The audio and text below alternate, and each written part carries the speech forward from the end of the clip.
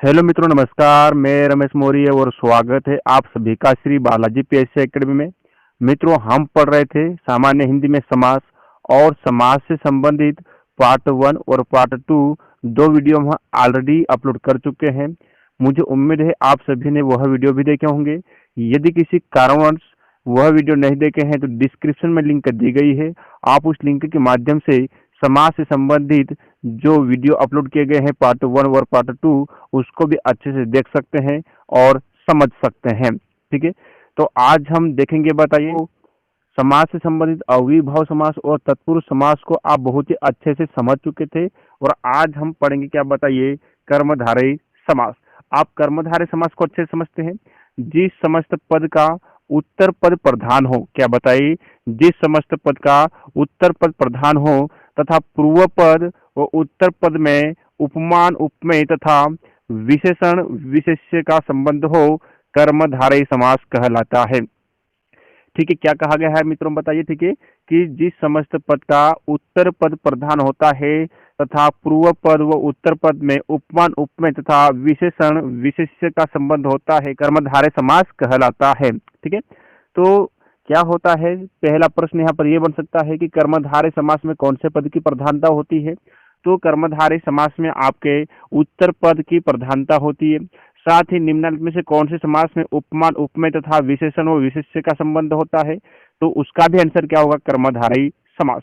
उसके बाद अब यहाँ पर आप सभी के मन में क्वेश्चन आया होगा कि क्या होता है उपमान और क्या होता है उपमेय तथा क्या होता है विशेषण और क्या होता है विशेष्य। तो इन दोनों को अच्छे से अपन समझ लेते हैं, उपमान उपमेय और विशेषण विशेष्य को। ठीक है, तो उपमान किसे कहते हैं, जिसकी तुलना की जाए, क्या बताए, जिसकी तुलना की जाए उसे क्या कहते हैं, उपमान। जबकि जिससे तुलना की जाए वो क्या कहलाता है, आपका उपमेय। ठीक, इतनी बात समझ के नहीं बताए तो आसान है। जिसकी तुलना की जाए वो क्या कहलाता है, आपका बताए, उपमान कहलाता है। लेकिन जिससे तुलना की जाए वो क्या कहलाता है, आपका उपमेय कहलाता है। उदाहरण करके हमने यहाँ पर लिखा, जैसे राम श्याम से सुंदर है। ठीक है, क्या कहा गया है कि जो राम है वो श्याम से सुंदर है। अब यहाँ पर यदि आप सभी से प्रश्न हो कि यहाँ पर उपमान कौन है और उपमेय कौन है, ठीक है, तो हम राम की क्या कर रहे हैं, तुलना कर रहे हैं। किसकी तुलना कर रहे हैं, बताए, हम राम की क्या कर रहे हैं, तुलना कर रहे हैं। वो किससे कर रहे हैं, तो श्याम से कर रहे हैं। ठीक है, आयतन बात समझ के नहीं बताइए। अन्य की अब आप कहेंगे कि सर बोले हम कैसे तुलना कर रहे हैं। अब यहाँ से कुछ समय के लिए मैं श्याम को क्या करता हूँ, हटा देता हूँ। किसको हटा देता हूँ, बताइए, श्याम को हटा देता हूँ। अब ओनली यहाँ पर क्या बताए, राम। राम से सुंदर है, क्या कहा गया है, राम सुंदर है। इस प्रकार से अगर कहते हैं तो किससे सुंदर है, राम सुंदर तो है लेकिन किससे सुंदर है वो पता नहीं चल पा रहा है, बताइए। तो हम तुलना किसकी कर रहे हैं, राम की कर रहे हैं। और किससे कर रहे हैं, तो श्याम से कर रहे हैं।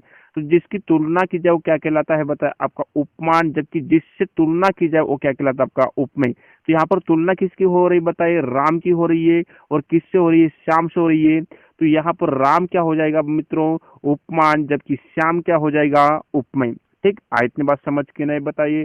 तो क्या होता है उपमान उपमेय, ये मैंने आप सभी को बहुत ही अच्छे से समझाने का प्रयास किया है। और उसके बाद आगे की ओर देखते हैं, बताइए। तो ये उपमान उपमेय जब हो गया है तो हम बात कर लेते हैं विशेषण विशेष्य की। किसकी बात कर रहे हैं हम, विशेषण विशेष्य की बात कर रहे हैं। आप विशेषण और विशेष्य में भी ठीक वैसा ही है। जिसकी विशेषता बताई जाए, क्या बताए, जिसकी विशेषता बताई जाए वो क्या कहलाता है, विशेषण। जबकि जिसके द्वारा विशेषता बताई जाए वो क्या कहलाता है, आपका विशेष्य। ठीक, इतनी बात समझ के नहीं बताइए। तो अब इसको अपन बेहतर तरीके से समझने का प्रयास करते हैं। अब उदाहरण के तौर पे हमने यहाँ पर एक एग्जाम्पल लिखा, जैसे मान लीजिए, वंदना काजल से लंबी है। क्या कहा गया है, जो वंदना है वो काजल से कैसी, बताइए, लंबी है। ठीक है, इतनी बात समझ के नहीं बताए। तो यहाँ पर विशेषता हम किसकी बता रहे हैं, मतलब ये जो वंदना है ये कैसे बताए, लंबी तो है लेकिन किससे लंबी है, बताइए, काजल से। ठीक है, तो हम यहाँ पर विशेषता किसकी बता रहे हैं, बताइए, तो किसकी विशेषता बता रहे हैं, वंदना की। किसकी विशेषता बता रहे हैं, वंदना की। जबकि किससे हम बता रहे हैं, बताइए, तो काजल से बता रहे हैं। किससे, बताइए, काजल। यानी कि काजल को हम हटा दें तो हम यह साबित नहीं कर पाएंगे कि वंदना किससे लंबी है। ठीक, इतनी बात समझ के नहीं बताइए। तो यहाँ पर वंदना क्या हो जाएगी, बताइए, तो वंदना यहाँ पर हो जाएगी आपकी, क्या बताइए, विशेषण। और काजल क्या हो जाएगी यहाँ पर, विशेष्य। ठीक, इतनी बात समझ के नहीं बताइए। तो मुझे उम्मीद है कि आपको उपमान उपमेय और विशेषण विशेष्य भी बहुत ही अच्छे से समझ में आया होगा। साथ ही इस कर्मधारय समाज को और किसी भी समाज को अच्छे से समझने के लिए हमें पहचान होनी बहुत जरूरी है। क्या होनी बहुत ही जरूरी, बताइए, पहचान होनी बहुत जरूरी है। अब यहाँ पर जैसे कहा गया है कि जो कर्मधारय समास होता है, तो उस समास में क्या होता है कि क्या बताइए, विग्रह करने पर दोनों पद के मध्य में है, जो, के समान आदि आते हैं। क्या क्या आ जाएगा बताइए, दोनों पद के मध्य में या तो है आएगा, या तो जो आएगा, या के समान आएगा, पूर्व पद और उत्तर पद के मध्य में। अगर इससे भी नहीं पकड़ पाए तो यहाँ पर हमें क्या बताइए, कैसा है प्रश्न का उत्तर मिलता है, अन्न की कैसा है प्रश्न का उत्तर मिलता है। साथ ही आप तीसरी पहचान देखते हैं तो पूर्व पद उत्तर पद की विशेषता बताता है। यहाँ पर क्या करता है बताइए, पूर्व पद उत्तर पद की विशेषता बताता है। ये सब कैसे हैं तो अपन सभी को एग्जाम्पल के माध्यम से समझने का प्रयास करेंगे। ठीक है, तो यहाँ तक आप देख चुके हैं, बताए पहचान तक। अब हमने सभी इसके एग्जाम्पल लिख रखे। जैसे उदाहरण नंबर फर्स्ट हमने लिखा है चंद्रमुख। क्या बताइए, चंद्रमुख मतलब चंद्र के समान मुख। ठीक, इतनी बात समझ के ने बताया क्या लिखा, चंद्रमुख अनकीज चंद्र के समान मुख। तो अब इसको कैसे समझेंगे, ठीक है बताइए। तो मैंने यहाँ पर पहचान नंबर जो आपको बता रही, देखो कि विग्रह करने पर दोनों के मध्य में है, जो, के समान ये आएंगे। ठीक है, इतनी बात समझ के नहीं बताए। तो अब यहाँ पर देखें तो यहाँ पर क्या निकल के आया है, के समान। क्या निकल के आया बताइए, के समान। तो हम इसको देखकर ही समझ गए जाएंगे कि यहाँ पर कौन सा समास है आपका, कर्मधारय समास।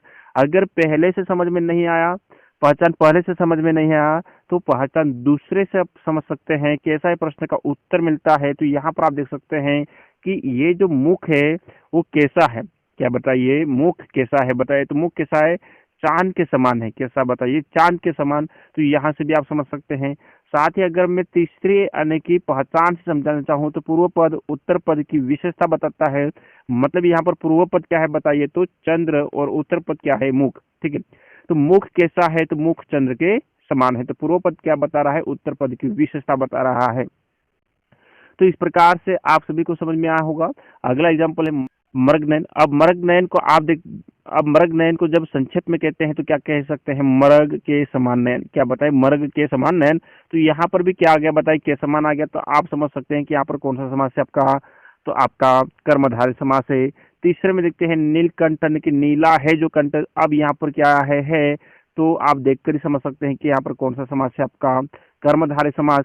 महापुरुष मन की महान है जो पुरुष। अब यहाँ पर भी क्या आया बताइए, तो यहाँ पर भी क्या है आया है। तो आप देखकर ही समझ सकते हैं यहाँ पर कौन सा समास है आपका, तो कर्मधारय समास है। ठीक है, इतनी बात समझ के ना बताइए। या फिर आप तीसरे वाली पहचान को लेकर समझ सकते हैं कि जो कि ये जो तीसरी पहचान है, पूर्व पद उत्तर पद की विशेषता बताता है। तो यहाँ पर पुरुष के साथ, पुरुष के साथ महान है। तो यहाँ से भी आप सभी को समझ में आ सकता है। तो मुझे उम्मीद है कि आप सभी को कर्मधारय समास बहुत अच्छे से समझ में आया होगा। अब अगला कौन सा आपका द्विगु समास। द्विगु समास को एक बार अच्छे से समझ लेते हैं। जिस समस्त पद का पूर्व पद अनेक संख्यावाचक हो। ठीक, इतनी बात समझ के नहीं बताइए। मतलब जिस समास में आपका पूर्व पद कैसा होता है, संख्यावाचक होता है, वहां पर कौन सा समास होता है आपका बताइए, द्विगु समास होता है। कौन सा समास होता है बताइए, द्विगु समास होता है। तो आपको कुछ नहीं करना है कि जो पूर्व पद होता है, उस पूर्व पद में यदि आपको संख्यावाचक शब्द अगर दिख जाए तो आप देखकर ही समझ जाएंगे कि वहां पर कौन सा समास है आपका, तो द्विगु समास है। साथ ही समास में आपका समूह या समाहार के ज्ञान का बोध होता है। मतलब ये जो आपका द्विगु समास होता है, उस द्विगु समास में क्या होता है बताए, तो समूह या समाहार का ज्ञान होता है। मतलब कोई सी भी चीज जो होती है, ठीक है बताओ, उनके नाम जो भी कुछ होते हैं वो सब कैसे होते हैं, समूह में होते हैं। अब यहाँ पर एग्जाम्पल करके हमने लिख रखा है जैसे करके, ठीक है, ताकि हम आप सभी को अच्छे से समझा सके। आप सप्त सिंधु है, क्या लिखा है, सप्त सिंधु लिखा है। तो यहाँ पर पूर्व पद क्या आपका सप्त है, जबकि उत्तर पद क्या आपका सिंधु है। आप जो पूर्व पद सप्त है बताइए, तो ये गिनती में जो संख्यावाचक है 1 2 3 4 5 6 7 इस प्रकार से आता है। तो पूर्व पद में क्या आ गया, सप्त आ गया। तो आप देखकर ही समझ गए हैं कि यहाँ पर कौन सा समास है आपका बताए, तो आपका द्विगु समास है। ठीक है, इतनी बात समझ के नहीं बताए। अब इसको इस सप्त सिंधु का आप संक्षिप्त में कहते हैं तो क्या कह सकते हैं, 7 सिंधुओं का समूह। ठीक है, दूसरा एग्जाम्पल है दोपहर। ठीक है, अब यहाँ पर पूर्व पद क्या है बताइए, 2 है, और उत्तर पद क्या है बताइए, हर है। ठीक है। तो यहाँ पर आप देख सकते हैं कि जब हम एक दो बोलते हैं तो यहाँ पर पूर्व पद में क्या आ रहा है आपका, दो आ रहा है। तो आप देखकर ही समझ गए हैं कि यहाँ पर कौन सा समास है, आपका दीर्घ समास है।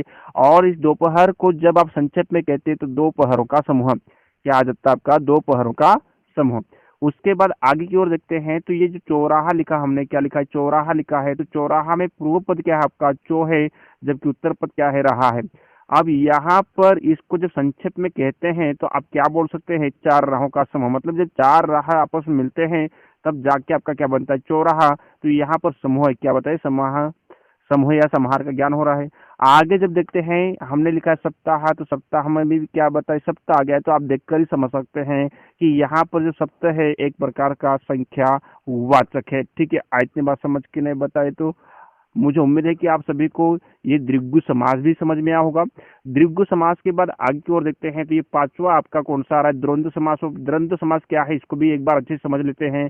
जिस समस्त पद के दोनों पद प्रधान होते हैं वो यहाँ पर कौन सा समास होता है, आपका द्वंद्व समास होता है। लेकिन जो द्वंद्व समास होता है इसको विग्रह करने पर बीच में क्या अथवा या लगता है, यानी कि बीच में या तो और या अथवा या लगता है। तो आप देखकर ही समझ जाएंगे कि जहां पर भी विग्रह करने पर और अथवा या लगता है तो वहां पर कौन सा समास होगा, आपका बताइए, द्वंद्व समास। और भी आगे की ओर देखते हैं, इसकी पहचान बहुत जरूरी। पहचान में अगर देखते हैं दोनों पदों के बीच प्रायोजित चिन्ह, यानी कि इसको हाइपेन मार्क इंग्लिश में आप बोल सकते हैं। आप देख सकते हैं कि ये चिन्ह जो है बताए कौन सा आपका हाइपेन मार्क है। तो दोनों पदों के बीच अगर हाइपेन मार्क चिन्ह अगर आ जाए तो आप बेहिचक लगाएगा कौन से समास के ऊपर, द्वंद्व समास के ऊपर लगाएगा। अब आगे की ओर दूसरी पहचान क्या आप बताइए, तो पूर्व पद और उत्तर पद एक दूसरे के विपरीत होते हैं। ठीक है, इतनी बात समझ के नहीं बताइए, जो पूर्व पद होते हैं और उत्तर पद होते हैं दोनों एक दूसरे के विपरीत होते हैं। अब आप कहेंगे कि सर बोले कैसे एक दूसरे के विपरीत होते हैं, तो मैंने यहाँ पर एग्जाम्पल करके लिख रखा है। जैसे नदी नाले, अब नदी का विपरीत क्या होता है, नाला। तो यहाँ पर नदी नाले और बीच में ये हाइपेन मार्क भी आ गया है, क्या आ गया बताए, हाइपेन मार्क भी आ गया है। तो आप देखकर ही समझ गए हैं कि यहाँ पर कौन सा समास है, आपका बताइए, द्वंद्व समास है। दूसरा एग्जाम्पल यहाँ पर पाप पुण्य है, तो पहले से ही यहाँ पर योज्य चिन्ह या फिर आपका हाइपेन मार्क आ गया है। और जब आप देखते हैं तो ये पाप का विपरीत क्या होता है बताइए, तो पाप का विपरीत होता है पुण्य। तो आप देखकर ही समझ जाएंगे कि यहाँ पर कौन सा समास होगा, आपका बताइए, तो द्वंद्व समास होगा।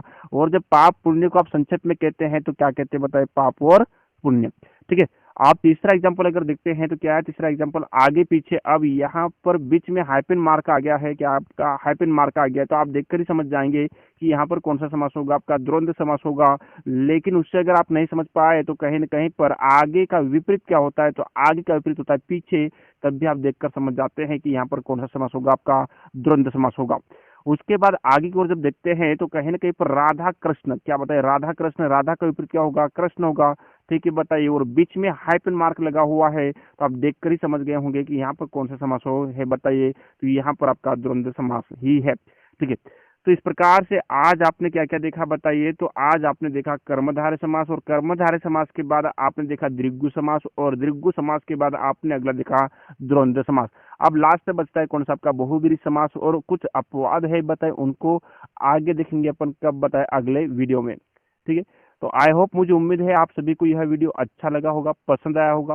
पूरा वीडियो देखने के बाद यदि आप सभी को लगे कि यह वीडियो आप सभी के लिए हेल्पफुल था और ऐसे वीडियो और बनाए जाने चाहिए बताइए, तो इस वीडियो को अपने अन्य स्टडी ग्रुप में शेयर कीजिए और इस चैनल को सब्सक्राइब कीजिए। जय हिंद, जय भारत, जय आदिवासी।